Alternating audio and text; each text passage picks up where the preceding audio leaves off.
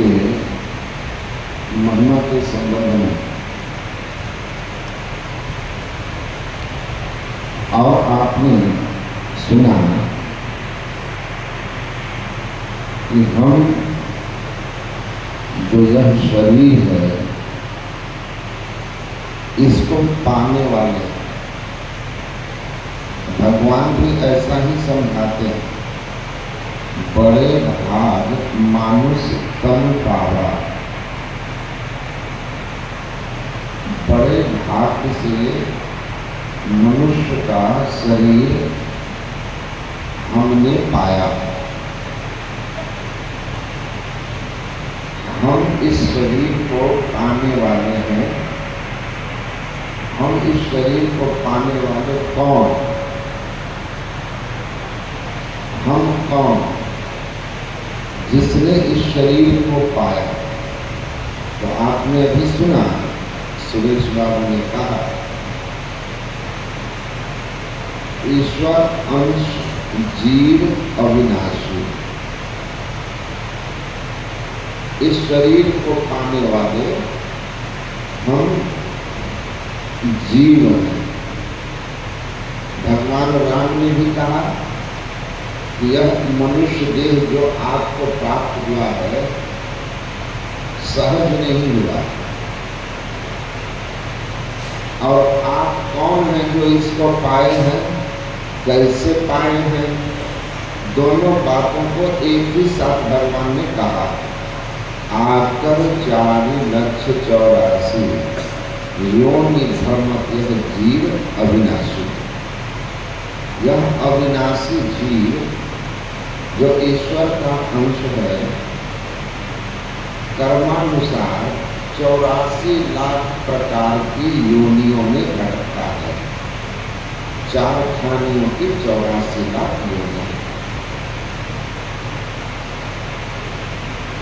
पशु पक्षी कृमि आदि योनि में भरने बहुलार हो, नर्तन अब ही कृपा कर जिन्हो, अब कब करो उबार हो।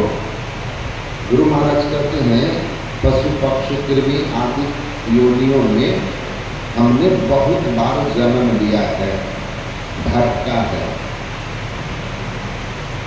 प्रभु आपने कृपा की, इस बार मनुष्य देह दे दिया। किसने कृपा की? प्रभु आपने।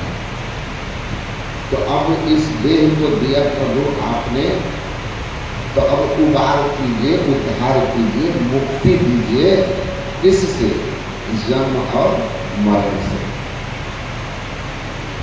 और भगवान राम भी यही कर रहे हैं। कहो कि करी करुणा नर देहि, देत ईश विरुद्धे शनि। करुणा करके किसने मनुष्य शरीर दिया 84 लाख से निकाल कर? ईश्वर ने। ईश्वर ने दिया मनुष्य शरीर। गुरु नानक देव जी महाराज इसी बात को समझाकर करते हैं, बहुत जन्म भयो कीट पतंगा, बहुत जन्म जल मीन कुरंगा। एक थोड़ी वाला पंखा बंद कर दीजिए, इसकी आवाज। बहुत जन्म पंछी श्रट होइयो, बहुत जन्म हैवर वृक्ष जोइयो। मिलो जगदीश मिलन की बरिया, चिरंकाल यह देह संजरिया। संत गुरु नानक देव जी महाराज कहते हैं कि आपको जो मनुष्य देह मिला ना, सहज नहीं मिला। बहुत जन्म भयो कीट पतंगा, बहुत जन्म जल बीन कुरंगा। बहुत जन्म थलचर बने हैं, जलीय जीव बने हैं। बहुत जन्म पंछी सर्प होइयो, बहुत जन्म तक पक्षी और सर्प की योनि में रहे। बहुत जन्म हैवर वृक्ष जोइयो, बहुत जन्म तक पहाड़ और वृक्षादि योनियों में रहे हैं।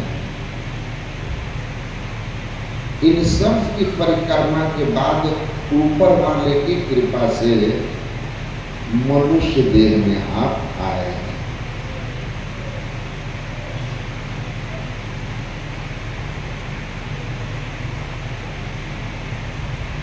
तो हम सहज ही इस शरीर को नहीं पाए। राधा स्वामी कहते हैं, नरतन दुर्लभ तुमने पाया, कोटि जन्म भटका जब खाया।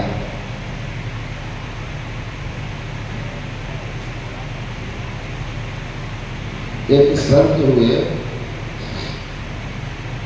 यूरोप में, टॉल्स्टॉय, उन्होंने लिखा है, मूर्ख आदमी के लक्षणों में कई चीजें, उसमें उन्होंने एक बात यह भी लिखा है, मैं प्रातः भी कहा था, मूर्ख मतलब पढ़ा लिखा नहीं होना नहीं, पढ़ा लिखा नहीं होना को अनपढ़ करता। मूर्ख पढ़ा लिखा भी हो सकता है, अनपढ़ भी हो सकता है। तो वैसे मूर्खों की ज्यादा संख्या पढ़े लिखों में होती है।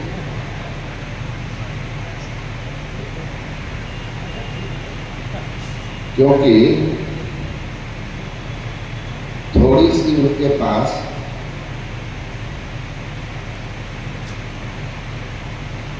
ज्ञान हो जाता है संसार का,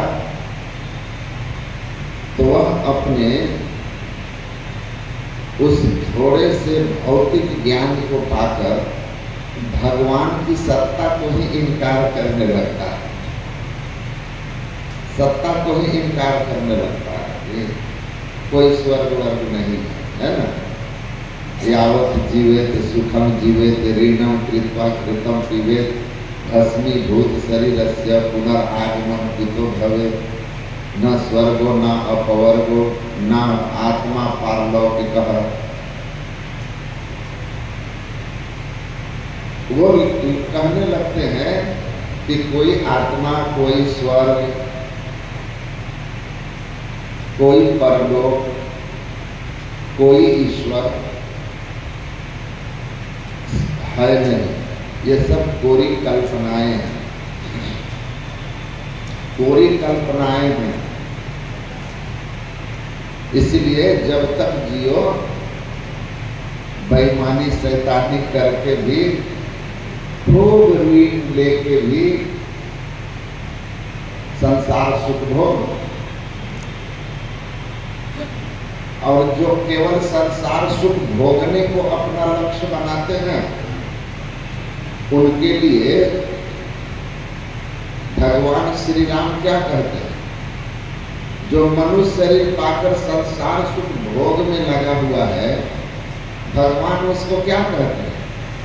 नर्तन पाई विषय मन देही, अब पलटी सुधाते सठ विष लेही।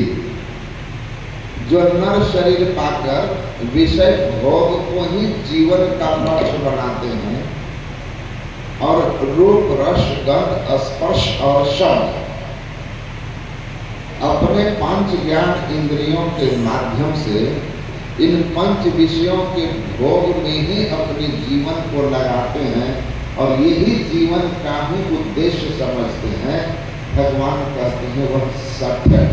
सठ मने मूर्ख, अज्ञानी, वो अज्ञानी। तो टॉल्स्टॉय ने दो बातें कही। कहा पहला, मूर्खों के लक्षण में कि मूर्ख कौन? वो consider this world is his first and the last appearance, his last entrance in the world, and first and the last entrance in the world। पहला मूर्ख का लक्षण यह है कि वह यही समझता है कि वह इस संसार में पहली बार ही आया है। इससे पहले वह संसार में आए ही नहीं और न इसके बाद फिर यह संसार में कभी आएगा। ऐसा वो क्यों समझता है? क्योंकि वह यह मान के चलता है कि यह शरीर परमाणुओं का संघात मात्र है। परमाणुओं के संघात से संयुक्त होने से यह शरीर बन गया है और इन परमाणुओं के बिखर जाने से शरीर खत्म हो जाएगा।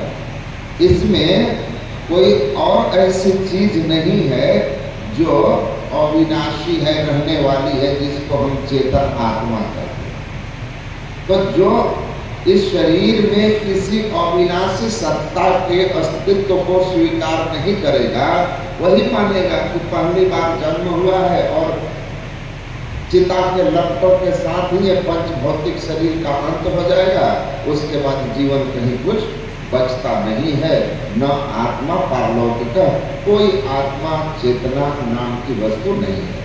कहा ये मूर्ख का पहला लक्षण है, ये अज्ञानी का पहला ज्ञान है। भगवान कृष्ण का सारा ज्ञान किसके लिए? महर्षि अरविंद बहुत बड़े महापुरुष, पहले स्वतंत्रता सेनानी थे, क्रांतिकारियों के गुरु थे, मास्टर थे। जिस क्रांतिकारी संगठन में चंद्रशेखर, शहीद चंद्रशेखर आजाद, भगत सिंह जैसे लोग थे, उस संगठन के वे मास्टरमाइंड थे। बाद में आध्यात्मिक गुरु बने। उन्होंने महसूस किया, जो उन्होंने लिखा भी है, कि एक शत्रु वह है जिसका हमारे इस शरीर पर शासन है, जिसको हम विदेशी सत्ता कहते हैं, अंग्रेज कहते हैं, ब्रिटिश हुकूमत कहते हैं। लेकिन एक और भी शासक है जिसके शासन में हम हैं, हम चेतनात्मा हैं। और वह शासक कौन है? जिसके हुकूमत में हम हैं, जिसके शासन में हम हैं, जो ब्रिटिश हुकूमत से भी ज्यादा क्रूर है। कहा वह यमराज का शासन है। यमराज का गुरु महाराज भी कहते हैं, या दुनिया बंदी गृह जम के, जीव बंदी रहे घेरा रे। तो महर्षि अरविंद को जेल जब हुआ ना, तो 10 वर्ष तक जेल में रहकर गंभीर आध्यात्मिक चिंतन किए, ग्रंथ लिखे, अनुभूति हुई। तो कहते हैं कि अंग्रेज से भी लड़कर छूटना है और हमको यम के जेल से भी छूटना है, यम के शासन से भी छूटना है। यम की यातना, यम के शासन, यम की गुलामी हम तब से कर रहे हैं जब से हम सृष्टि में आए हैं, जब से यह सृष्टि है। तो दोनों से लड़ो, इनको भी भगाओ और यमराज को भी भगाओ। इसलिए आध्यात्मिक क्रांति को भी उन्होंने आगे बढ़ाया। उन्होंने लिखा है कि धर्म की जरूरत क्या है, हमारे जीवन में धर्म की जरूरत क्या है, हमारे जीवन में सत्संग की जरूरत क्या है, हमारे जीवन में ईश्वर भक्ति की जरूरत क्या है, क्यों धर्म की स्थापना की गई, क्यों अध्यात्म ग्रंथ की रचना हुई, ऋषियों महर्षियों के उपदेश क्यों हुए। कहे इसके जो है 2 मुख्य कारण हैं।